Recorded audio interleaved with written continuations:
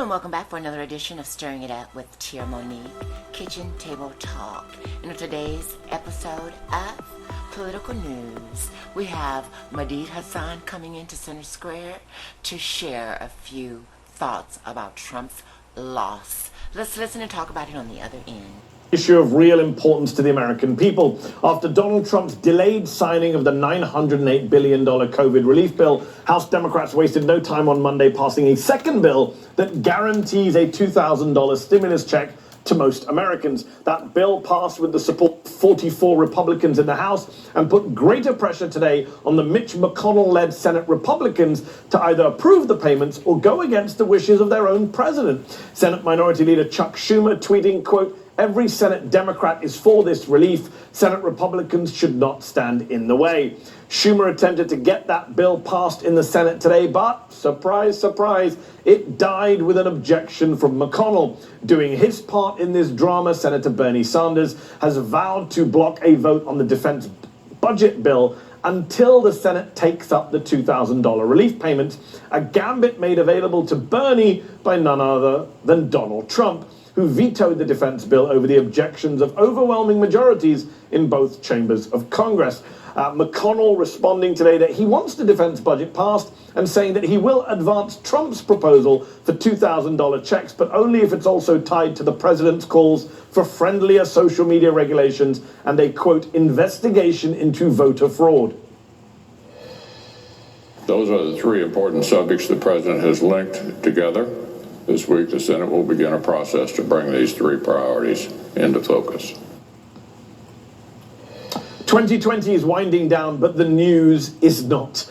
Joining us to pass the Capitol Hill showdown and more are New York Times contributing opinion writer Wajahat Ali and activist Brittany Packnett-Cunningham, host of the podcast Undistracted. She also served on Barack Obama's task force on 21st century policing. Thank you both for joining me on the show in the holiday period. Waj, let me start with you. What is going on here? How do you expect Mitch McConnell, a man who's used to holding most of the pieces on the chessboard, to manage all this when there's so many things he can't seem to control?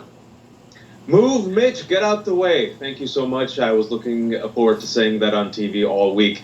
Look, you and I have always said this, maybe on this show, that Republicans bring a rocket launcher to a knife fight and Democrats always bring a policy paper. Well, finally, Democrats are playing procedural hardball. And thank you, Donald Trump, for being so self-destructive that he's put Mitch McConnell, Senate Republican leader, in a tough spot. What is he going to do here, right? You got Bernie Sanders saying, I agree with you, Donald Trump. Let's give Americans $2,000 checks. They need it right now in the new year and the holidays. You got the majority of the House saying, let's do this. You got Republicans, 12 Republican senators saying, let's do this. And Mitch McConnell, being literally the worst human being in the U.S. Senate, is now saying, well, I don't know. I'm not going to do this right now. Well, if he doesn't do it, you got the public against you. You got Donald Trump against you. You got Bernie Sanders using procedural hardball that might keep them in the Senate over the holidays, which harms Loeffler and the Purdue's chances in Georgia. I love this. I love this cannibalism. I love this procedural hardball. Mitch McConnell is going to take a loss, and he hates taking a loss.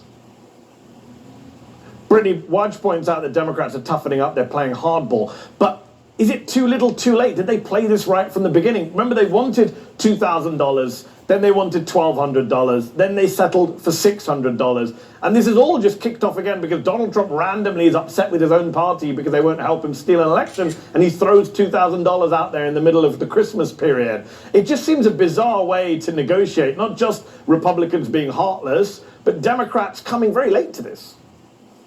Well, listen, Mitch McConnell here is being thrown under the bus because Donald Trump wanted to save himself from being thrown under there once again. And we see what happens when a narcissist has his finger on the red button time and again, especially right now. But I agree with you. In so many ways, we are still talking about the bare minimum. We are talking about, again, a one-time injection when there should have been consistent payments throughout this entire 9, almost 10-month period now. People are so behind on rent payments, mortgage payments. Cabinets are sitting empty. People are still not sure when they'll be able to go back to work. And frankly, once we get past this point, there needs to be clear conversation and strategy from the Democrats, who I agree with Wash have finally figured out how to pay hardball on behalf of the American people. They need to use those hardball tactics to get consistent, not stimulus, but survival payments to the American people from now until the end of this. Anything less is still malpractice. Yep. Waj, do you think Bernie Sanders is going to get support from other Democrats helping with his filibuster of the defense bill? It's an interesting moment, as you say, for Sanders, where he's basically calling Donald Trump's bluff and effectively leading a one-man resistance plan against Mitch McConnell in the Senate. It's a win for Democrats because it's a win about narratives, right? At the end of the day, even if he doesn't get other Democrats to join him in this particular effort, you got Chuck Schumer on the floor today making that robust pitch, right? Why isn't Mitch McConnell voting for this? Let's do it. I'm with Donald Trump on this. You got 12 Republican senators saying, let's do this. So Bernie Sanders probably isn't going to get other people to join him in this procedural hardball, this little opening that Mitch McConnell gave him to block this override of the veto. But it doesn't matter. It still paints an overwhelming narrative that Democrats are joining with Donald Trump and several Republicans to give Americans a measly $2,000 stimulus package that should have been passed. And yet Mitch McConnell, the Senate Majority Leader, Republican, Lion of the Senate, is blocking it. Try to make that pitch to the American people during the holiday season. Yeah. Mitch McConnell, who was just re-elected. Among the Republican senators who announced their support today for the $2,000 payments, Georgia multimillionaires David Perdue and Kelly Loeffler, whose runoff elections loom next week. More than a quarter of the state's registered voters, over 2.3 million people, have already cast their ballots, smashing records as the Republican rhetoric is getting uglier. Meanwhile, NBC News has obtained an internal Democratic memo expressing concerns that outside GOP groups are flooding Georgia with money and warning that Ossoff and Warnock, the Democratic candidates, can't keep up. A source also telling NBC News that Senate Minority Leader Chuck Schumer is, quote, pessimistic about the Democrats' chances of picking up those seats and is no longer meeting with campaign donors. A Schumer spokesman responds that is all untrue, and the source has, quote, no idea what they're talking about. Brittany, let me ask you this. Back in July, Judy Woodruff of PBS NewsHour asked David Perdue about COVID stimulus checks for the American people. Listen to what he said. All right, everyone, that wraps it up for another episode of Stirring It Up I with think Tier sending Monique. people right now through payroll tax is one way to do it. I do support that, actually. I support that better than giving just a direct payment like we did in the first round of CARES. I really oppose that. Don't hesitate to hit the like and subscribe button. I really oppose that, he said. And now that Trump wants 2K checks, he and Loeffler say, we're all in. Now, on the one hand, I'm not going to complain if Trump's desperation is suddenly convincing Republicans to give money to people who need it. On the other hand, I mean, they're calling Democrats socialists even while agreeing to check. The whole narrative out of Georgia is bizarre, even by our current political standards.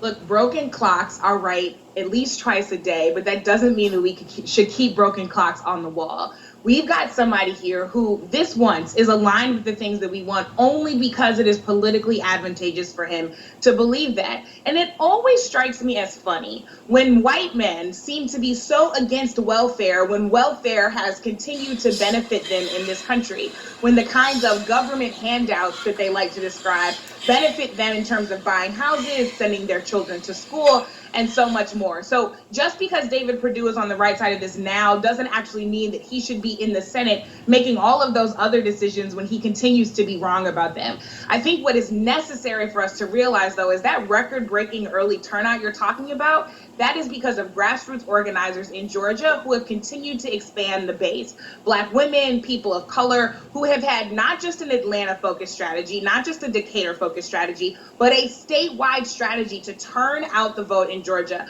Obviously, we're very hopeful that it will go in the direction of Reverend Warnock and John Ossoff, but at the end of the day, Democrats need to learn the continual lesson that investing in the people who know how to knock on doors, mobilize people, and engage people in this fight need to continue to be invested in, not just for one Senate race, one runoff race, but all the time.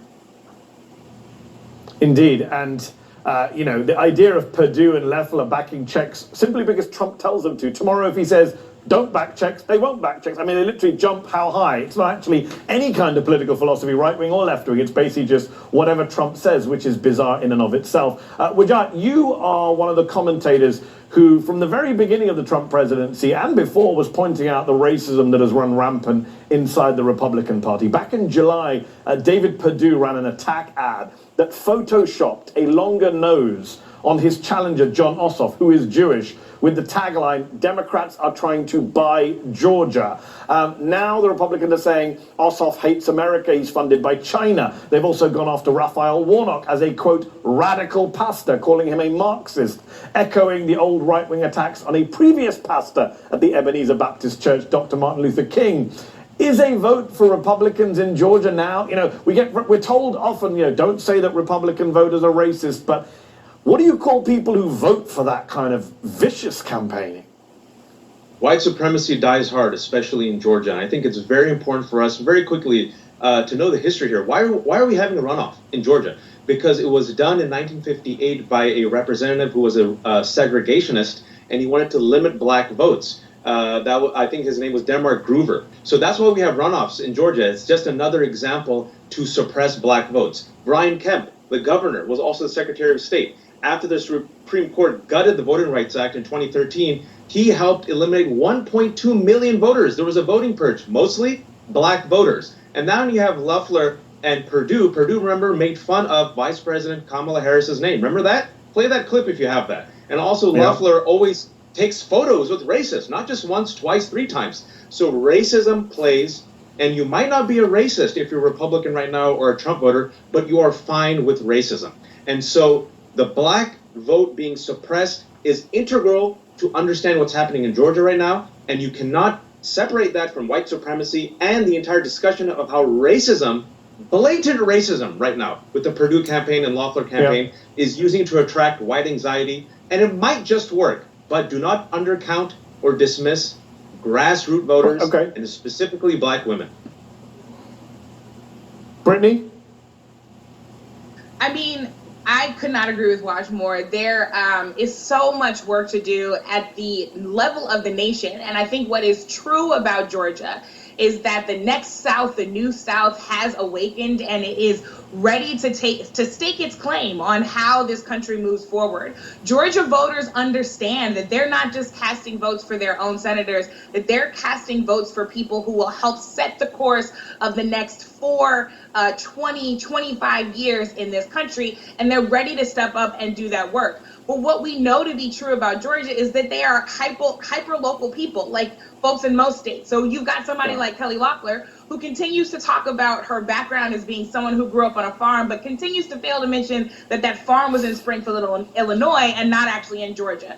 Georgia voters want somebody who's going to be invested in them. Kelly Loeffler and David Perdue have not been those people. And I truly believe that the voters are going to see that. Yeah. Yeah, and her husband literally owns the New York Stock Exchange, I believe.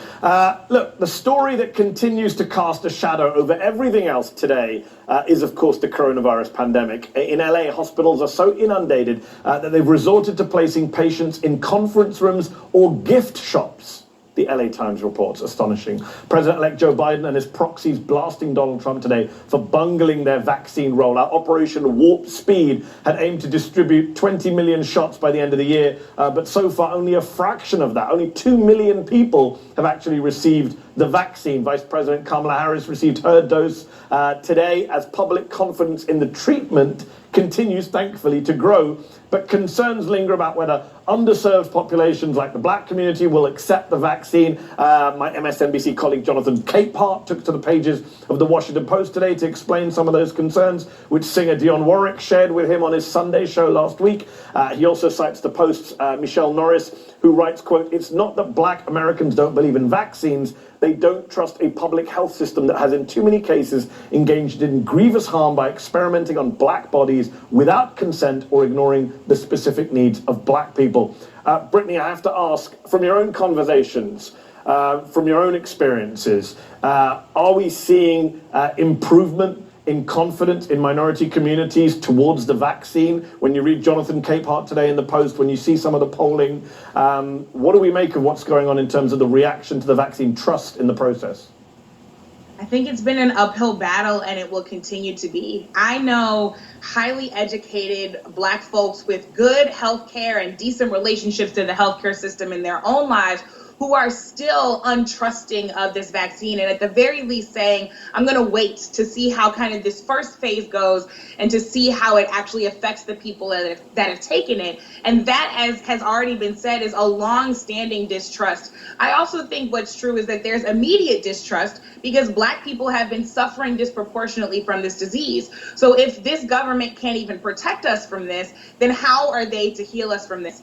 I also saw someone make a really good point the other day that right now people are engaging in life assuming that certain things are actually working. So we assume that the restaurant or the airport or the post office will only be open because it's safe to be open, instead of considering all of the other factors that are at play here. I think, frankly, people are confused, they're frustrated, they want to see an end to all of this, but in as much as that end will be brought by a government that has continued to show that lack of distrust and has not given people a reason to trust, we've got a long way to go and a lot of education to do to make sure that people feel safe. Yeah, a long way to go, sadly, even in December 2020. Waj, earlier today, Admiral Brett Giroir of the Public Health Service went on MSNBC and said this to Andrea Mitchell. Have a listen. We do believe that any adult who wants to have the vaccine in this country, about 200 million people, 210 million people, will have that opportunity by June, rapidly ramping up from now until then. Any adult who wants the vaccine will have it by June. That sounds familiar, right, Waj? Back in March, Trump said anyone who wants a COVID test can get a test. Are we headed for more disappointment? Yes, we are. This is the disappointment resulting from the dysfunction and the cruelty of the Trump administration that lied to the American public about the worst pandemic that this world has faced in 100 years, which has killed more than 340,000 Americans. That's an undercount.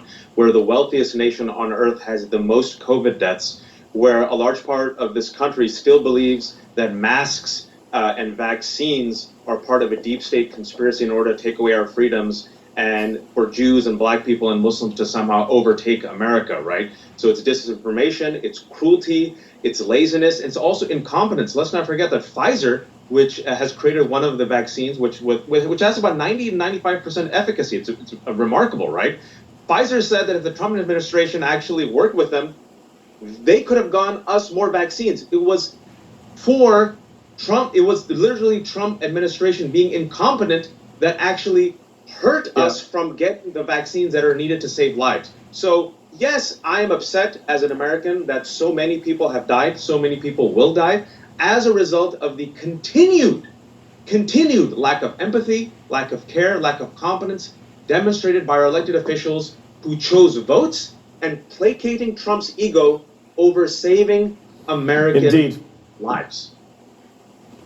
Yes, they did, and they called it Operation Warp Speed ridiculously. Last question, we're almost out of time. I have to ask you both. Briefly respond to this. The Arizona Republican Party tweeted this yesterday. A stylized, shall we say, colonial portrait of the president. Not coincidentally, the hashtag Benedict Arnold was trending on Twitter today. Both of you, Insta responses, go. Whoever wants to go first, respond to that picture. Donald Trump needs two hands to raise a glass of water. He'd drop that flag. He'd shoot himself in the gut, and the eagle would probably poop on his shoulder if this is what happened in real life. Brittany, 20 seconds. What? I don't know what planet they're actually living on, but on this one, he's nobody's hero. It's time to move on.